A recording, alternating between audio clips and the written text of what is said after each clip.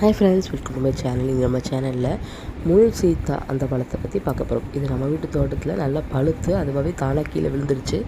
So அந்த ஸ்டேஜுக்கும் நான் இதை வந்து பார்க்காம விட்டுட்டேன்.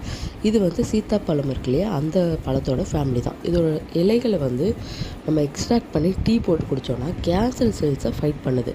அப்புறம் லோ பிபி இருக்கவங்க, சுகர் இருக்கவங்க, கோல்டு காஃப் இருக்கவங்க, நோய் எதிர்ப்பு சக்தி கம்மியாக இருக்கவங்களாம் இந்த டீயை குடித்தா உடம்புக்கு ரொம்பவே நல்லது. எப்பவும் போல் ஃபீடிங் மாம்ஸும் ப்ரெக்னென்ட் லேடிஸும் டாக்டர் அட்வைஸ் இல்லாமல் எதுவுமே வந்து சாப்பிடாதீங்க. இது பார்த்திங்கன்னா இதோட காய், இதில் பூலாம் இப்படி தான் இருக்கும். இந்த காய் தான் வந்து இந்த ஸ்டேஜில் மாறிடுச்சு. ஸோ அதுக்கு நான் பார்க்காம விட்டுட்டேன். நல்லா பழுத்து அதுவாகவே கீழே விழுந்துருச்சு. இது திறந்து பார்த்திங்கன்னா நல்லா தெரியும் உங்களுக்கு.